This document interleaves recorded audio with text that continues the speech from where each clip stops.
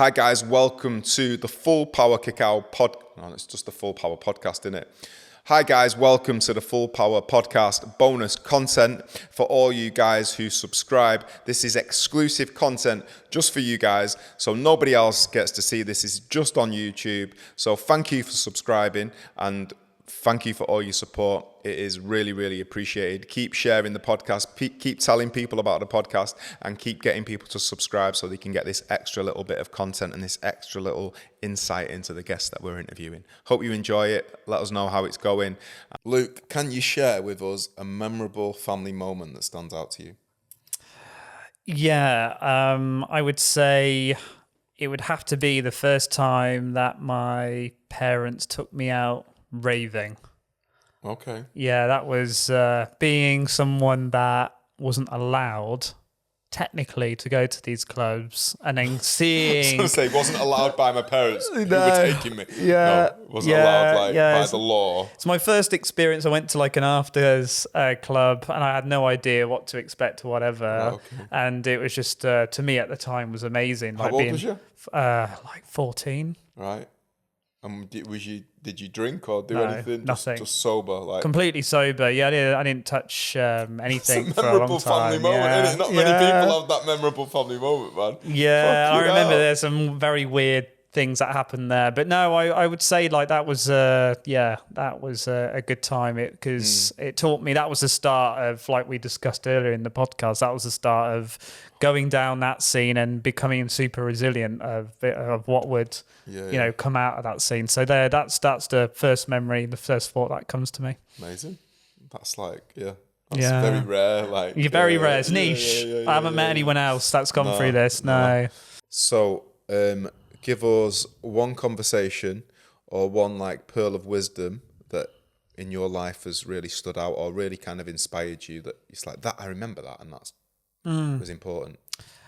Yeah, it was probably I heard this in India, or I was inspired and thought of it myself or whatever, but the greatest teachers are the greatest students, and the greatest students are the greatest teachers. It's almost like an infinity. Do you know the mantra for that? Go on. You don't the Gayatri mantra? No, the guru teacher mantra. No, I don't know this one. I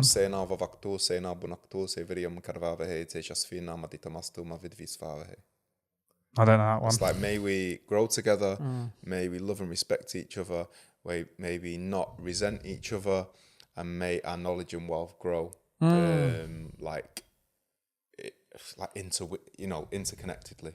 Yeah. So that's what because for me, like Shivananda would say, for the teacher to become the best teacher, or the student to become the best teacher, he needs to teach. He doesn't have to be the best teacher, but by teaching, he becomes the best teacher or becomes a better teacher. Yeah. And that's why they broke yoga down from it being 7 years of becoming a yoga teacher to become 3 months. And then Shivananda was still like, we're not getting enough people. This is not going to change the frequency of the planet quick enough because not many Westerners can get 3 months off work, a month, and then they learn on the job. Mm-hmm. They learn just by giving them, I'm a yoga teacher now. It's like, okay, now I've got a responsibility to become that yoga teacher. Yeah. And that's why I pick up quite a lot of yoga teachers. It's like, you can't still be going out drinking or going out doing drugs and being this. You have a duty of care and a responsibility as a yoga teacher to be, or like people that I know who, like, there's alcohol on their yoga retreats. I'm like, whoa, no, like that's you can't, man. It's like, I'm like, that's not. You're giving people the wrong impression. No, you're creating a space that has to be different from the space that they exist within to allow them to expand. Like, it's got to be vegan. It's got to be or at least vegetarian. For me, it's vegan. Like in the yoga retreat, you can't have meat on a yoga retreat. It's like, no, you can't have alcohol on a yoga retreat. There's certain ways of being. That is like the strict parameters of the yamas and niyamas within that retreat. Do you know what I mean? And it's like, you're just asking for trouble if you start bringing alcohol into because I agree. Shit goes to pot, doesn't it? Yeah, I've actually was invited to a yoga retreat, and I didn't realise they had alcohol there, and it was very weird, very peculiar. Yeah, it always baffles me when fucking alcohol. I'm like, there was alcohol. Like, what? Like create this space that's away from like when you do like when people have this vegan like a week of being vegan and they go, do you know what, that was amazing. It's like, don't Peter to people's Also, needs. hungover and then doing yoga. Exactly, man. That makes sense to me. No, man. I mean, there's beer yoga as well, but you know, I guess people have to start from somewhere. Fine, respect that, but still, to start like, from somewhere. But goat yoga? a retreat is like goat yoga. We talked about it before. But for me, whatever can get someone into this path is great. I agree. Yeah, like I'd never resonated with Bikram yoga, but the amount of people that went to Bikram and then went a bit further and deeper in the practice. Do you know what I mean? So, Luke, in the last 5 years, what is the biggest thing you have gained in your life? A whole new perspective and appreciation of life, really. And that may sound cliche, but that's the first thing that comes to my mind. It feels like there's been a part of me that has gone through some kind of rebirth with things, and being able to really appreciate the beauty in everything, and without any lens or any kind of distortion on, and every transaction and interaction being able to see it for what it really is.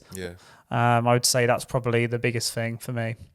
So if you are hypothetically going to die tonight, is there like a thing that you're like, oh God, I wish I would have cleared that, or I wish I would have said that to that person? Because we will kill you in a moment. Just so we've got this on camera, we can send it to that person so you die nicely. Yeah, you come up with this question. So that's a good question, that is.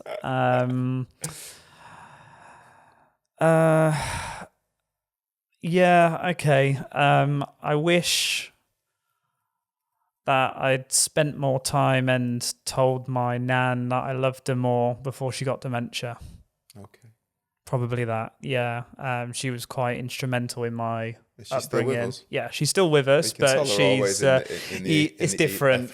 She's not the same. She's regressed. No, but as a higher self and as a spirit, she's for sure. She's fully compos mentos. Yeah. It's just the vessel's fucked. This is very true. And there's moments where she realizes who I am, but on the whole, she's a nan that I don't recognize at all. She's like a 8 to 18. Mavis, that's her name. Okay. An 8 to 18. And Mavis. I've never known that one. I've known the 60 to 80 year old, but yeah, just immense appreciation for everything that she's done for me, and she'll know that for sure, and I send that out to her. But just from my own personal perspective, which I had a chance to to really show my appreciation for all the stuff that she's done for us. You just did. I did. Come on, happy days. Big up, Maeve. Big up, Maeve. Mavis O'Sullivan in the house. I can just imagine being on like an 18 to 30s holiday and someone gone, Mavis, having it. She used to live in Oldham as well. Oh, did she? Yeah. She got out of there quick enough. Yeah. Right, so if you could wake up tomorrow with one quality, ability, superpower, what would it be? I'm just going to say the thing that jumps into my head straight away, and that is invisibility. Okay.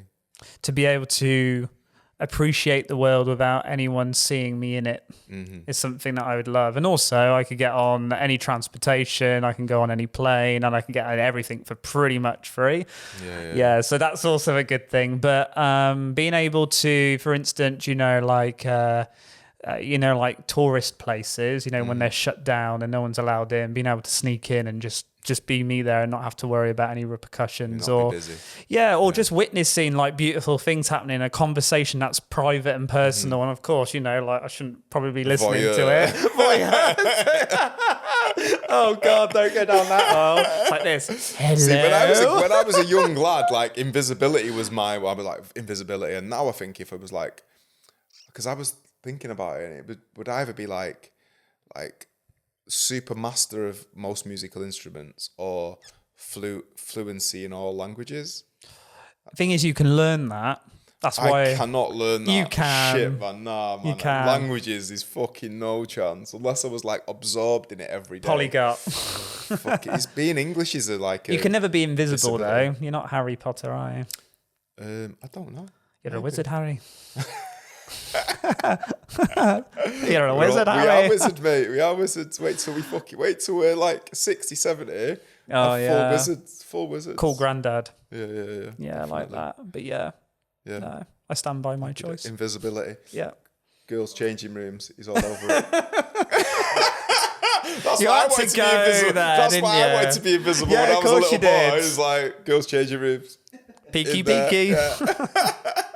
Nice. Nice one, brother. Nice. Cheers, man. Give us a hug. Oh, hold on, let me get this out of the way. Yeah, thank you. Oh.